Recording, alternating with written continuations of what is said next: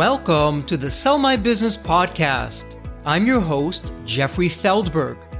Are you thinking about an exit or liquidity event? This podcast is designed to help you increase the value of your business and at the same time give you the certainty to capture the maximum value in your liquidity event. At the heart of the Deep Wealth experience is the 9-step roadmap of preparation. Learn and master the same strategies that had me say no to a 7-figure offer and a short time later say yes to a 9-figure offer. In the words of a business owner who went through the system, the Deep Wealth experience was hands down the best program I've ever participated in. To learn more about the 90-day Deep Wealth experience, please visit www.deepwealth.com/success. Welcome to episode 66 of the Sell My Business podcast. Leon Goren believes in purposeful leadership, the type that requires us to challenge the status quo, anticipate the future, and be confident enough to step outside of our comfort zone to inspire and help those around us. His 25 years of leadership experience underscores his unique impact on the way leaders lead, learn and live, and his ability to understand their needs and challenges. As the owner and CEO of PEO Leadership, Leon is dedicated to building communities of knowledgeable and respected business leaders by developing opportunities for shared insights and experience. Under Leon's leadership, PEO is recognized as a premier executive leadership advisory community that positively influences the way leaders lead, learn, and live. As founder and CEO of Just White Shirts in 1997, Leon was one of the first online success stories and recognized for bringing the .com retail experience through a combination of online, catalog, and bricks and mortar channels.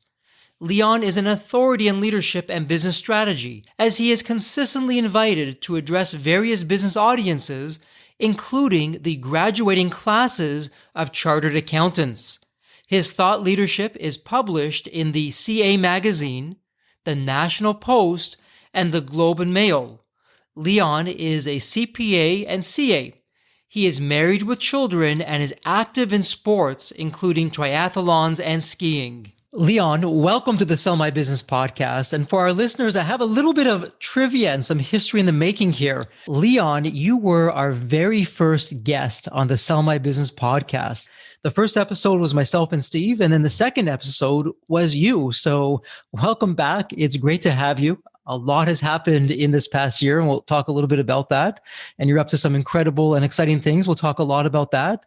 But firstly, thank you. And it's so good to be with you again. Thanks for having me again, Jeffrey. It's been fantastic. I can't believe it's been months, because it was right at the beginning of COVID when we got started and I did that podcast with you. That time last year, we would have thought if you fast forwarded a year to where we are today, that, hey, we'll be done. We're out of the woods. It's all history and we're getting there. Lights at the end of the tunnel, but we're not quite there yet. But back to the order of business. So Leon, you are doing some incredible things. And when you first came onto the podcast, it was really all about the pandemic and the coronavirus, and you were giving some terrific leadership tips.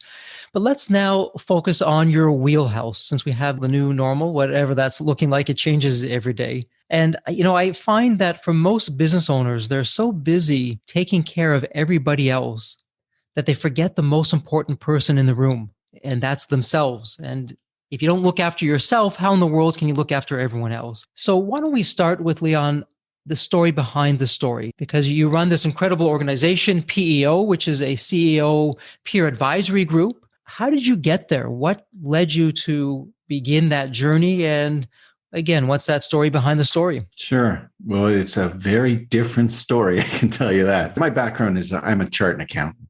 So I've worked with the big, at that time, I think still big 6 accounting firms, and had done some work there, although I've always been an entrepreneur. So the story really begins with a company that I had started from scratch back in 1997. I know it's a little ways back but I'm going to accelerate through this here. But in 1997, I had this great idea with 2 partners, and it was online. We were going to sell dress shirts online, one white dress shirt, and we called the company justwhiteshirts.com. And so if you remember 1996, 1997, really the internet was non-existent. You'd have it in your office and you'd be sitting there going, what do I do with this thing? Because the big corporate offices would have access to it. So we ended up launching a little bit of a catalog. 50% of the orders were coming in by fax. We had a header, reasonable men no longer pay over $80 for a white dress shirt. One white dress shirt, we're making them overseas. And then the internet came along and we said, hey, let's build a website.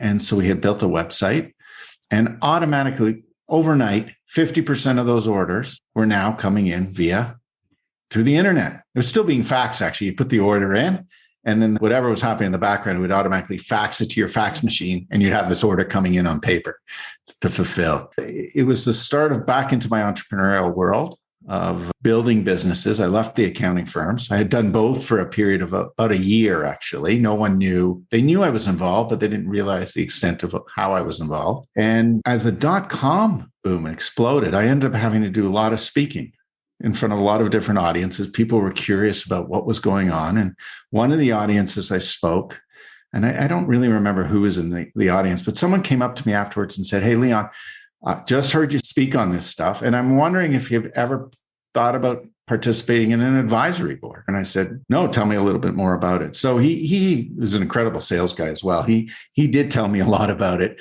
It actually clicked with me because, my days in the accounting firms were dealing with a lot of entrepreneurs, a lot of strategy, interesting stuff beyond just accounting. And what was interesting about these advisory boards was the ability to come into a room with a bunch of peers, and again, at a very high level, work through challenges and opportunities together. I found it really stimulating. And, the other thing is, as an entrepreneur back then, you're really on your own, right? So there was no one to talk to. I'd be talking to large audiences about what we were doing. I'm talking to my staff, but I didn't really have anybody that I could speak to, or a group that I could speak to that said, okay, here are the real challenges I'm having with this business. And trust me, there were a lot of challenges in this business because we were essentially in the garment industry and it was all new to me. So that's actually how I became involved. At the time, it was called Presidents of Enterprising Organizations. I started as a member. I was a member for 2-3 years. And I think in the third year, I had an opportunity to sell my business. So I got out of just white shirts. And the founder of PEO basically came up to me and said, would you be interested in helping me build this business? And initially I was like, nah, I don't think so. It's interesting as a participant. He goes, well, you're not going to do anything for a little while. Come and experience what it's like and sit in the different groups. And I fell in love with the thing. So I ended up helping him build it. And then about 10 years ago, I ended up buying the business entirely from him and continuing to grow it. So I never thought I'd be in the leadership business. What a story. It reminds me of that commercial, the old Razor commercial. I'm going to date both of us here a little bit. I liked this so much, I bought it. And that's your story. But what's interesting, Leon, is you went into this, you started a business, it was successful, you sold it. And then really it looks like, looking back at your own experience as a business leader, a business owner, and it's really lonely at the top. I mean, who do you speak to? Some issues you don't want to speak to your family. Number one, they probably won't understand. And number two, you may not want to put some of those business risk issues out there to have them worrying over something that they can't do. And you're certainly not going to speak to your employees. So what's a business owner to do? It's lonely if you don't have other peers. So let me ask you this. I'm a business owner. I'm hearing you talk, Leon. Maybe I've heard of some kind of CEO peer group or advisor group, but I've never been a part of one. And I'm thinking to myself, why would I share my innermost challenges and maybe opportunities with complete strangers? Aren't I putting my business at risk? So I would actually look at it and say, what you're really doing is taking a step forward and saying, I realize things are changing and changing quickly around me. I'm in a business. I work every day in this business.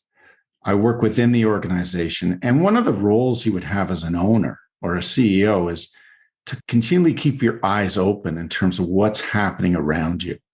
Because otherwise, how can you develop a strategy for your business going forward? You have a responsibility about what the vision's going to look like, and you have a responsibility to your people. And it's funny, you talked about being lonely, and that's exactly what happened in my household. And I was very fortunate because I had a successful wife who was working at a McKinsey at the time, who had income, and I was able to start the business. But I'll tell you, the last thing she wanted from me was to come home at night and start airing. I've got a problem here. I got a problem there. I got a bankroll, a couple of new employees, and I've got to advance them some funds, whatever the situation was, right? Around bank credit, bank loans, investment, building. She just didn't want to hear it. She was taking enough risk as it was by allowing me to do this, to be able to come forth in the group and actually leverage the wisdom and experience of individuals. If it's a good group, it's just huge, right? I'm not going to vent my problems with them. What I'm looking for is sometimes clarity. Sometimes I'm asking for some counsel. A lot of the time, for a lot of these business people, you're looking for courage. You're on your own and you're going in a direction and you're like, oh my God, I hope this is the right direction. And you want reaffirmation on the fact that, yeah, you're doing it right. Keep it going, keep pushing. And it's funny, when I joined a group, that's not why I joined the group back when I was running Just White Shirts. I just thought it'd be fascinating. I'm going to get to share some ideas. It's going to be fun. I get to do lots of networking. But when you're in the group, what you realize is, oh my God, there's so much power and intelligence here. And if everybody's willing to help each other out, we're all going to elevate our game here. It's interesting, Leon. We're calling it a CEO peer advisory group. Some people call it a mastermind group. When you go back in history, this has been around for thousands of years. King Arthur and the Knights of the Round Table, well, that was a mastermind group that was taking place. And even fast forward to today, some famous ones include Richard Branson and Oprah, who say that their success is directly attributed to these kinds of groups. So there's definitely some magic that's happening in there, Leon. And you've mentioned something that's interesting for our listeners. You've mentioned that you're in this group, it's with business owners from different industries. Could you talk to us about how, when you're sharing whatever issue or challenge that you're going through as a leader, as a business owner, how you can avoid that groupthink? Because you are with people from different industries, that you can get insights that are in some industries, maybe not in your industries, that you can make it your own and then run out there and create a market disruption. How does that work, and why does that work in your experience? So I think we actually tackle that head on. And so we're a little bit different than some of the other organizations out there in the fact that every one of our advisory boards, we call them PATs, peer advisory teams, has a executive advisor responsible and accountable to everyone around that table. It's like a chairman. If you had your own advisory board, you'd have a chairperson that was responsible for the group. So this individual actually has, first of all, has business acumen. So they're not just life coaches and they're not facilitators. They've run businesses themselves in the past. Some have led businesses as big as some of your big multinationals out there in North America. But to have them understand what success looks like for you, define it through a roadmap, and then bring the group together on a regular basis. Let's say they meet on a monthly basis and structure the meeting. And that's really important. So one, they have to know everybody really well in the room. They need to understand the personalities around the table, how they interact, who's a dominant talker, who's a big active listener, because that will actually help them in ensuring you don't have groupthink.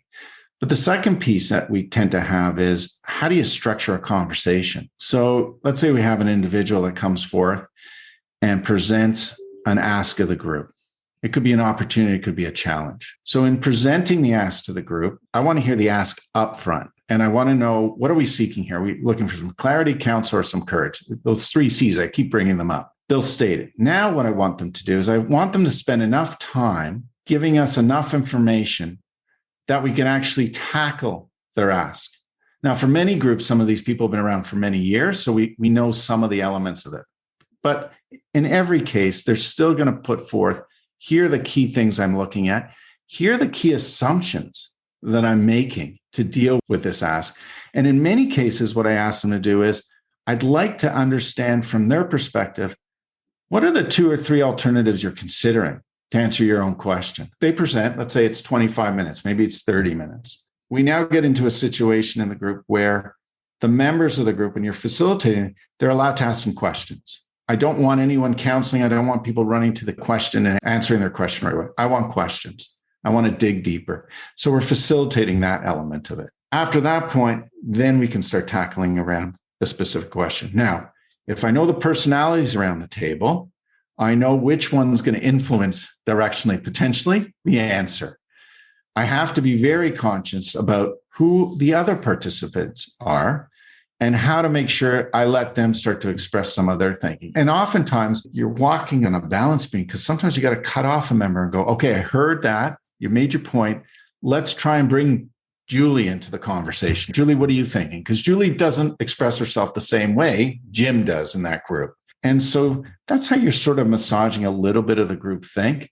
And it will also depend on the experience of a group. If I deal with a young group of young individuals, so they're not as experienced, there will be times that the advisor is going to intervene because they're going off course. The group think kicks in so quickly and they're going down on the left side. They instead of going on a straight path, someone has put them on a curveball here that's throwing them right out to midfield. And you start sitting there and going, given your business acumen, you already know this isn't going the way it should go. So let me stop the conversation and let me try and redirect again. And that's where you're not a straightforward facilitator. That's where you're actually leveraging your own experience and probably business wisdom to try and guide the group a little bit in a different direction. So it really comes to that individual to try and make the most of that meeting. And when you don't have that individual, I think you do have a larger chance of groupthink. I also think you have a tough time sometimes managing egos around the table. It's really interesting. It's like your own personal board of directors. So you're chairman of the board, how the chairman really directs that conversation. So for our listeners out there, I know some of you are thinking, yeah, Leon, that's nice, but there's no way I'm going to do a half a day or a full day. I'm walking into a room of strangers and sharing my concerns or maybe opportunities that are going to be out there. I can read this in a book. I'll just get the latest book that's talking about what's going on. And for our listeners, you just heard Leon in a very elegant and integrated way share how you don't get this stuff in a book. This conversation that's taking place, that is the gold. That is where the value is. You're extracting that value from the success of the people in the room. And so, Leon, maybe you can talk about this. There's this famous saying out there, or a well-known saying, that you are the average of the 5 people that you spend the most time with. And when you think about that now, and you look to yourself as a business owner, really the culture of your business revolves around you. So hopefully as a business owner, what you're doing, your business runs without you. At Deep Wealth, we talk a lot about that because your management team, that's an X factor. Step number 2 of our 9-step roadmap of having a very capable and talented and competent management team that runs the business. That's great. But as the business owner, really the culture and the tempo of the business, you play a very large role in that. And so, Leon, can you talk about the kind of nurturing and learning and leadership that a business owner who walks into a PEO meeting month over month and year over year, what they can expect to get from that? And I'll double end this question. We can circle back to it again after you talk about that, why that would be different from other CEO peer groups that are out there in the marketplace today. We talked about why not read books. I think you're referring to time as a big piece of the puzzle here. Most of these entrepreneurs are very, very busy. Why are they going to give you time, whether it be a day or half a day? They're running a business. They got people. Most of them are so busy that they don't even know where their left hand and right hand is, and they don't have enough time with their family. So I will tell you, no matter whether it's PEO Leadership or any organization, our number one priority is to ensure that when you come to that meeting, within the first few months, your priority list is going to change.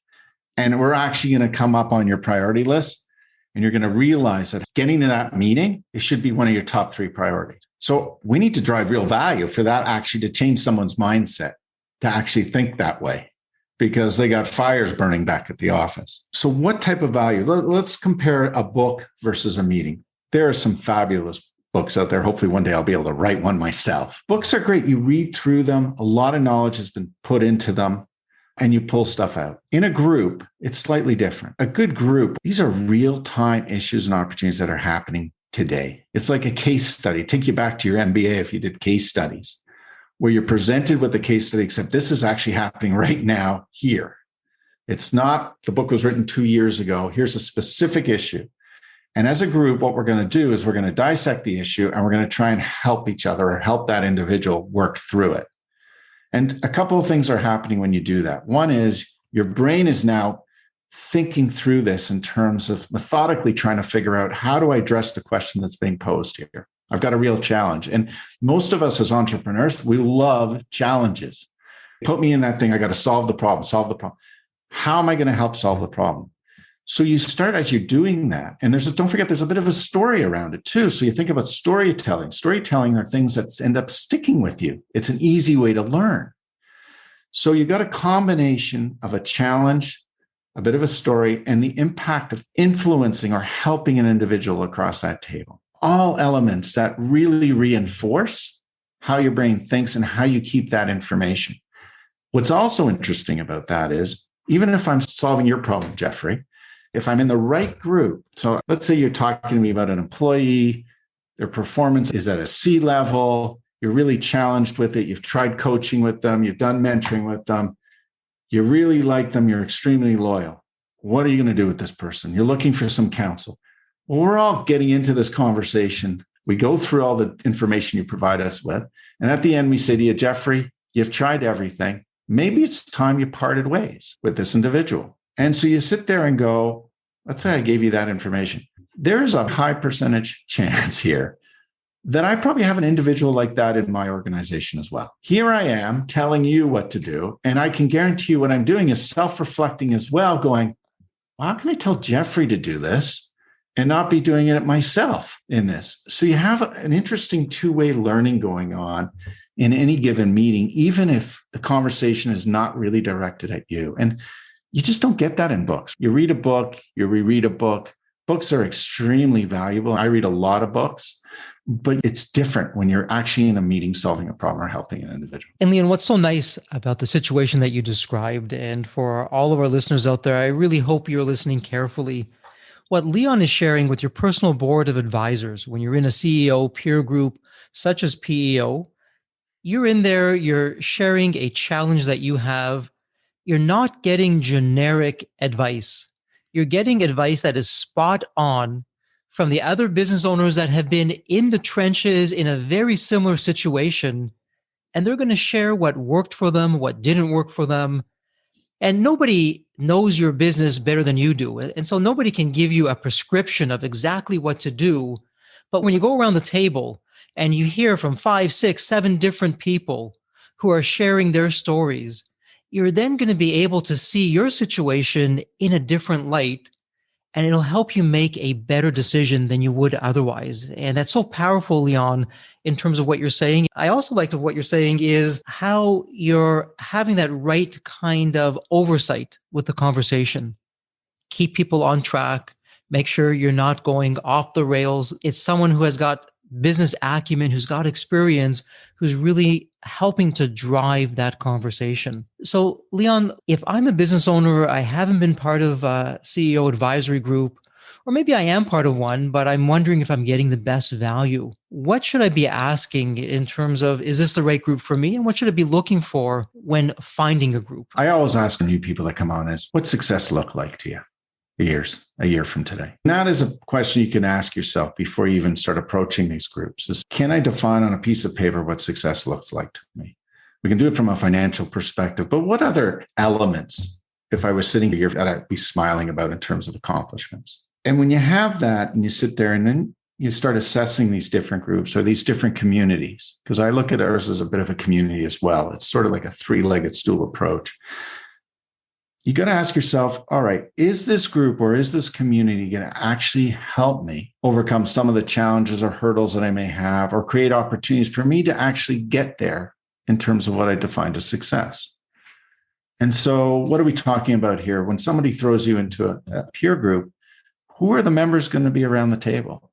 Can they add value to some of your thinking, to your trajectory in terms of where you're going? Do they have enough experience in what they're talking about? So, for example, in our world, one of the things I try to do as best as we can is I tend to separate the hired guns from the entrepreneurs. And it's interesting. So, you have incredible experience on both. They have incredible wisdom, capabilities, but the conversation in the rooms are very different. If I'm a hired gun, I'm responsible to perhaps a board of directors. Maybe it's a matrix organization. I may be the CEO in this country, but in another country, I'm actually reporting into an EVP. I'm not part of their corporate head office. If you're in an entrepreneurial group, you're not thinking about the politics within your matrix organization. You're thinking about, I got my people, I have my banking relations, I got cash flow, I got payroll. You're thinking about strategy. Everything is on your shoulders. The corporate person probably doesn't know much about how their banking relations are being done. As an entrepreneur, you're totally on top of your banking relationships. So it's really understanding who the members are. The composition of the group is really important. If it's run by an advisor, so some groups don't have anybody, they self-moderate. Others have an advisor or a chair running there. There has to be an element of chemistry between you and that individual. In our world, my job never ends. So yes, I run the monthly meeting. My members show up. We have a dialogue. They go back to work. And the reality is I think about them for 30 days until the next meeting, if our meeting is 30 days away. What does that mean? Well, I'm thinking it in the larger context of the community. Who else should I be introducing them to? I'm taking networking into a micro networking situation. What questions could we answer as a group that I know there's experience in the community that we should tap into? They should grab a coffee with this individual. When something happens within entrepreneurs or even a career individuals, we tend to get the first call. I can guarantee you, sometimes it's the first call, sometimes it's the third call. They phone their spouse around a major issue. And so do you have a person in there that you can actually connect with, that you know you can reach out, you feel comfortable to talk to? You can share some of the pains that you're suffering as well as the opportunities. So I think that's really important as well. And I think those two things, along with the community, set the culture. I've learned this. This is an accountant talking about culture. Okay. Accountants are number driven. They don't understand culture. But ultimately, when I started being part of PEO, what I realized was culture is pretty well everything. I don't care if you got the best strategy out there, you got the best budgets and numbers. If you don't know how to engage and inspire people, it's nuts. And I used to think that's businesses. Well, in our community, we have a culture too inside of our own community. And you need to be understanding of that. Ours is a culture of giving. I want individuals in our community that understand it's all really about giving. In addition, they'll take. Obviously, they got to learn and take stuff. But if they don't give, then they really don't belong, because it's not going to work. It's very difficult to go into community and try and ask for something if you're never willing to give back. So those are the types of things I would look at. And I know this is tough because a lot of entrepreneurs don't think like this. They don't say, oh my God, I'm going to think about what success looks like a year and I'm going to write it down. Then I'm going to think about what group. But I can promise you it will be very helpful. And I would tell you, whoever's selling you on that community better be asking you those questions. Well, some terrific insights. And Leon, you've mentioned the C word, culture, a number of times. And culture, I think it was Peter Drucker that says, culture eats strategy for breakfast. There's so much truth to that. And so for a business owner that has never been part of an advisory group, can you talk about how in that group, it's other business owners who aren't going to be competitors? So it's different people, different businesses. You're not competing with each other, and you have this environment of trust or a safe haven. You can't have two competitors in your own group. You're crazy if you're going to do that, because it's never going to be an open discussion. In our world, what we try and do is do it corporately. So try and understand the individuals, what's important to them, have that conversation up front, and then try and assess what groups make the most sense. Where can they actually contribute into a group, and where can a group contribute back to them? Really what you're doing by having that discussion is you're actually setting already the context of what culture is, because you're not pushing the sale, because ultimately at the end of the day, I talk to lots of people, but I don't get the final say on the sale. It has to go to my advisor. The advisor has to have a conversation with them, and the advisor can say, you know what, this isn't right. I don't have the right group for you, or your business isn't going to fit well in here, or I'm just not sure about it. And they can just shut the door down right there. We establish the culture really up front in terms of how we operate. We want people, and it's in their commitment agreement that they sign as well. You need to be there.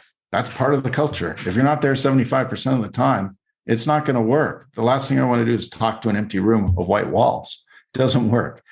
Second piece is you've got to actively participate. Participating means different things for different people.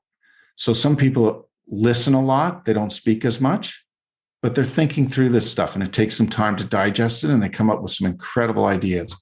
That's actively participating. I don't need you talking all the time.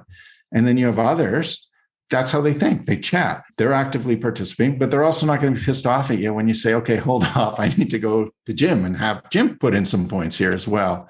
So those are two elements of commitment that we're looking for them to make. And the other thing is, I will tell you, is trust is huge. We talk about authenticity, trust, being able to be vulnerable in the room. These are things that I look at. Reputation. All it takes is one bad apple into any one of our groups and it ripples. And so it's a lot of time and effort goes into trying to make sure that we've got the right people going into the right groups.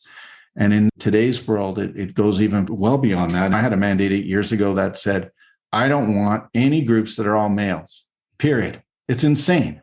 Why would you have 12 guys together in a group and we're talking about business? You've wiped out half of your population and market. How can we effectively talk? And then we're going to talk about life issues as well. It's all going to be bogus. So we started a mandate around, we need 50% of the people should be women in these groups. And so we started pushing that way. And the same is going with all demographics today. I want diversification in our community, which is going to be part of our culture, part of every culture of the group, because why? We believe it drives innovation and different thinking in the room, and it actually reflects reality. It's important to us. We're constantly watching it. There's been the odd time we've had to give somebody the boot, to be honest, where we made a mistake. Well, you're protecting your culture, Leon, and it sounds like from everything that you're sharing, you put your culture first and foremost and have that be internalized by all the members of PEO. And so we've talked a lot about the supporting foundation of what goes in to make a PEO group successful and how members get value. Let's go where the rubber hits the road. Can you share some specifics of what is discussed and what kinds of outcomes can I expect when I'm in the right CEO advisory group? Absolutely. There's so many stories. I've been doing this for a long time. So when I think about a group, I'm like, oh my God, there's a story here. There's a story there. There's a story. Let's talk about a few stories that are around a transaction. Just to have fun, because this is around deep wealth as well. So I remember years ago, she's still a member today. She joined my group, actually, back then. I had a few groups, but she was part of my group, still is. And I was introduced to her by her banker. Came in and just said, it'd be interesting to get this individual involved. She could really use a different perspective. She joined us, started participating. I always let our members have a few months easy. You don't have to reveal everything in the first few months. Just get used to the group dynamics. This individual was 50% owned by private equity, 50% she owned. Her strength wasn't necessarily on the financial stuff, the numbers. It was on the relationship side around phenomenal customers. But every time she went to a board meeting, she would get drilled. They would just hammer around the numerical side of the equation. And so in this group, we started learning about this. And over time, we just started going, maybe we should consider taking these partners out. Now, it's a really difficult decision when there's a shotgun in there, because you could lose your business as well. And you're dealing with a group that had lots of funding and possibly could take her out equally as well. It took us about 5 or 6 months over time. So here's the value of a peer group. We're learning about the situation. We get to know this person fairly well. We know their strengths. We know their weaknesses. And we start slowly pushing a little bit and providing courage, actually, not just counseling, but some courage to actually pull the trigger on this thing. And it took probably about a good 6 months. And a group came together, and it was way more than just, we're having an hour and a half meeting. We're now having a meeting that a couple of us would go to our office and we'd read through what this LOI would look like and how we're going to negotiate this. Where would the money come from? How would we do it? This story ends really well. We were right along the journey with her. She pulled the trigger. We hopefully provided enough courage to do that, and saying that, you know what, you're going to end up with this business. There is no way they're going to buy this business. You are the relationship. You own the customers here. You will get this business. She did end up with the business. And within years, was able to repay all the money that she had borrowed. It was an interesting time. It had come through a little bit of a recession. So the private equity guys were not understanding of the industry. We fundamentally saw the uptick at some point in time was going to come back. It did come back.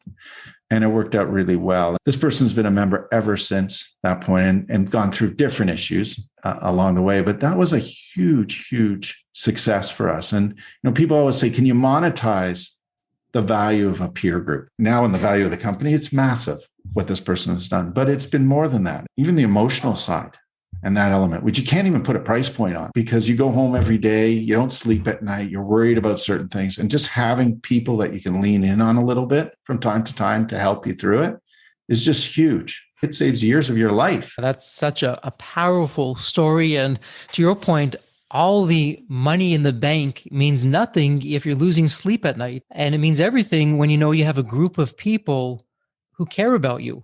And for our listeners, in the story that Leon shared, you're not going to get that kind of care and support from a paid individual.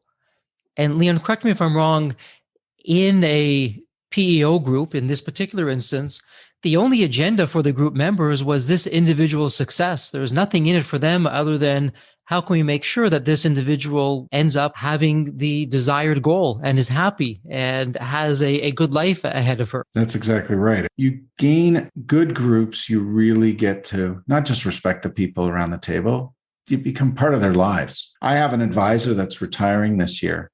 And the biggest difficulty, it was never the money. He could have retired a long time ago. Really phenomenal individual. But he turned around and it was like family. He goes, it's like I'm separating the family. I don't want to leave my family. In our case, he looked at me and he says, listen, I've done 5 years. I feel like I'm getting a bit of stale. I want to make sure we're doing what we need to do for these individuals. We need to keep it vibrant, energized, and I want to step back. Now, I can keep drawing him back in once in a while and keep him part of the group. But I think the members feel the same way. For many of them, it feels like a second family to them. And guess what? In families, you're going to have difficult conversations from time to time. And that's what we're doing. Our job is to challenge each other, to have those difficult conversations in those rooms, because it's usually those that will drive the breakthroughs. The easy stuff is nice to share, but it's the tough stuff that really makes the difference. It sounds like you're keeping the accountability on with the right kind of CEO advisory group. And for our listeners, what's really interesting, once Leon's group came up with the strategy, they really took 5 or 6 months to understand the situation. Once you have the strategy, once you have the direction, then at that point, you can bring in the paid professionals.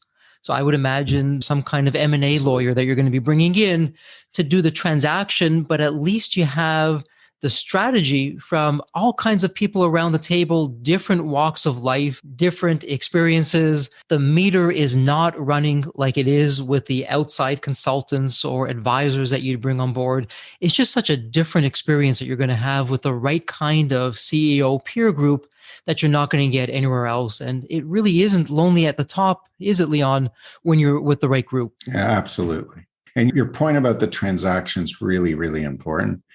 Whether they're doing a sale, whether they're doing an acquisition, that's not our business running at PEO Leadership. Our job is to enlighten them, to provide objective advice as a group, and to make recommendations on, well, okay, maybe you want to deal with this investment banker. At least go talk to them.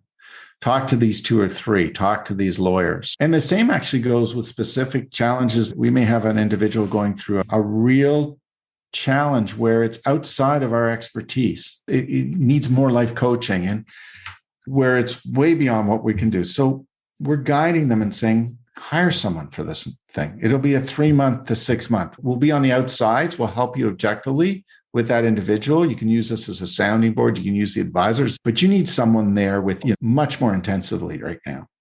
And so you always need a combination of different things. It's not like you can remove all these consulting fees and say, oh, I don't need this. These are all my consultants around the table. That's not what it is. Oh, absolutely. And it's nice, though, that you have a business family, as you're describing it, a business family around you with your best interests in mind.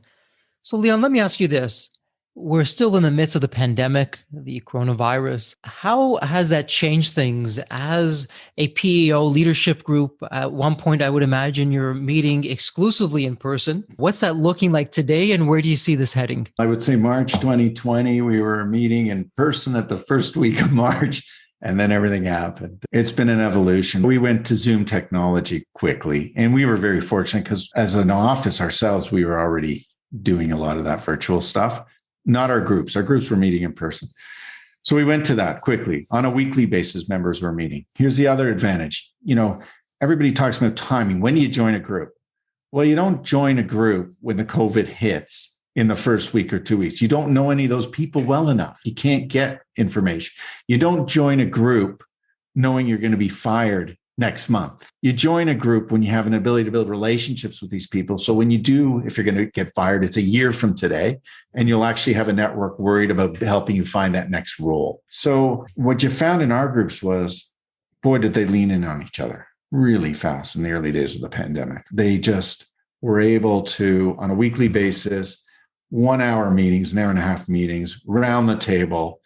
We had prep before the meetings around certain asks, but we had furloughs going on. We had no cash coming in. Just how do you deal with all the leases? Anyway, we moved through that.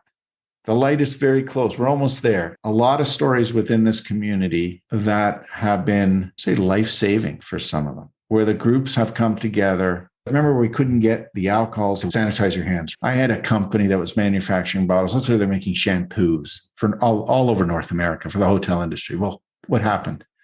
Nobody's buying shampoo. Well, I had another member that was distributing different products and says, why don't we convert some of your manufacturing facility into sanitizing products or sanitizing lotion that we can use? Unbelievable. It's not like I'm promoting transactions within group. That's not what we do. But here is another multinational member helping out an existing business and say, I'm going to keep you in business. Let's make it work and see if I can keep you going. And so incredible stories. There's one after another. So we're at a stage today where, guess what? The economy is roaring back. And it's actually flipped a little bit. We have other challenges coming ahead. One is we're looking forward to coming back as a group together. Hopefully the vaccines will be out there and we'll be back to normal, some type of normalcy. It'll never go back to the way it was before. You'll have an option now of Zooming in. There'll be hybrid meetings, 1 or 2 people coming in. But I will mandate, if you're in the city, that you need to make the meeting. There has to be a reason why you're not coming to that meeting and why you want to Zoom in, because a lot of us get distracted. And we're saying, well, do I get my car to drive to the meeting? When they get to the meeting, they're like, oh my God, am I ever thankful I came to the meeting? And so I need to push them. I really think for the benefit of any advisory board, Zoom is good, but Zoom has its limitations as well. So I think you're going to want to force the element of coming back together again. What I have noticed is everybody is very tired right now. Fatigue is a big thing in most of our businesses. And I worry about that because that's from a leadership perspective. So if you're leaders, you're entrepreneurs, you've been running your business, you've been stretched for a year. Many of you have been working 7 days a week to be able to survive through this stuff. And if you're tired, what I am worried about is what your people are like. So people talk about Zoom fatigue and all this. I think it goes deeper than that. I think there's a challenge right now that we're going to have around mental illness. We're starting to see it pop up all over the place. I think you need, as a leader, to sit back and start to think about, we've been empathetic, you've been patient with people. I think you're going to need to push it a little bit more in the coming months. I think you're going to have to continue to be flexible with a lot of people. And it is your people that are allowing you to succeed here, trying to figure out how do you accommodate them and then get them back, get their energy levels back to where it needs to be, and that they become inspired and engaged. I think that will be one of the biggest challenges among all of us. And if you're running an entrepreneur organization, you know what it's like. If you got a great person, they're your business. And if you lose that person, it takes you months to catch up. And there's no guarantee you're ever going to find another person like that. So people are going to be your number one priority going forward. They've always been important, but it will become even more important. And what's interesting, Leon, and for our listeners out there, take care of yourselves. And as business owners, how you take care of yourself is make sure that you're part of some CEO advisory group. Leon is talking about PEO and all the benefits that we've heard about that today, because the reality is, if you don't take care of yourself, nobody else is. And if you don't take care of yourself, how in the world are you going to be able to take care of anybody else? So really, from your business side of things, as long as you own that business, you taking care of yourself so that you can have that vision, that energy, the ability to go out there and create another market disruption so you can live another day and profit from it. Take care of yourself. Join a CEO advisory group, and it's something that will have a quick ROI right from the onset. So Leon, let me ask you this. As we begin to wrap up this interview, there's a question that I like to ask every guest, and the question's changed up a little bit since when you were first on as guest number 1. And here's the question for you. I would like you to think about the movie Back to the Future. And in the movie Back to the Future, you had this wonderful, magical DeLorean car that can take you back to any point in time. So Leon, imagine tomorrow morning, you look outside and the DeLorean car is there. The door is open, is waiting for you to hop on in, and you can go back to any point in your life. Maybe it's Leon as the young child, the teenager, the young adult, whatever it is. you go back in time, what are you going to be telling your younger self in terms of lessons learned or life wisdom? Do this, don't do that. What would that look like for you? Can I come back to where I am today if I go back? Just want to make sure I can go there and come back because I would never trade that. I've got the kids. I love life now. Go there and you can come back. Nothing's going to change. Remember, it's a magical DeLorean car. Excellent. There's a lot that we don't know is what I would tell my younger self. Think about the Just White Shirt days, new innovation, you're flying. And yet there was so much I did not know at that time, including a big mistake that I made. And it comes back to one of your earlier questions was, how do you know which group you should go into? So I recall talking in front of an audience, being approached, join a group. And so I did join a group, and the individual told me, he gave me the option of which group to join. And because of my background, I said, I want to join the larger group with all the corporate guys. The Microsoft's in the room, Cott was in the room, Hallmark was in the room, and I was the sole entrepreneur. That was the biggest mistake because the grass was greener. The way they looked at me was like, this is fascinating what you're doing. I want to be doing what you're doing. And the way they treated me was they were brilliant people. They were very nice, but they weren't entrepreneurs and they didn't push. And so instead of the conversations around the table, like, you don't have a business yet, get in gear, start pushing it harder. You need to do this. You're not doing this well enough. It was a very nice conversation with these individuals without upsetting me in a way. And plus, they weren't risk takers. And so the lesson learned is you don't know what you don't know, and you got to be open to learning back then. I would tell myself that and really look around, get yourself into groups, make sure it's the right group. And that's my second lesson that I learned from that group is I took the first step. I just took probably the wrong step. And I'll tell you, it led to something at the end of the day when I got out of that business. I probably didn't get out of the business the way I should have gotten out of that business and selling it because they weren't entrepreneurs. They didn't think that way. And so I didn't position it. I didn't package it properly. And it was silly. So yeah, I would do things very differently today. Well, Leon, I think I'm hearing a third visit to the Sell My Business podcast where we talk about your liquidity event, and it sounds like what not to do because success is knowing both what to do and what not to do.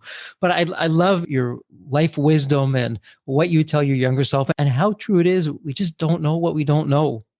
Yeah. And acknowledge that and welcome that and put that into your thinking. That's a wonderful story. And thank you for being vulnerable and putting yourself out there and sharing that with us.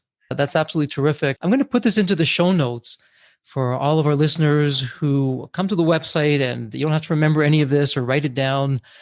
Leon, if someone wants to find out more about PEO leadership, where's the best place online that they can do that? And as well as even reaching out to yourself? Sure. You come to PEO-leadership.com and it will talk all about the organization. You can actually meet a number of the members online there. A lot of testimonials about the organization itself. Or you can also see us on our own podcast too. It's PEO Leadership's The Way Forward Live webcast. I'm interviewing people every month. I try to look for thought leaders around the world and bring them to the forefront and get them to share some of their insights as well. So either way, or you email me, lgoren@peo-leadership.com. We'll have all that in the show notes. And I have to tell you, Leon's podcast is amazing. Leon, you have this ability to bring these incredible speakers, deep topics that you're going into, and it's just fascinating. So all kinds of options for our listeners there in terms of how to interact with PEO leadership.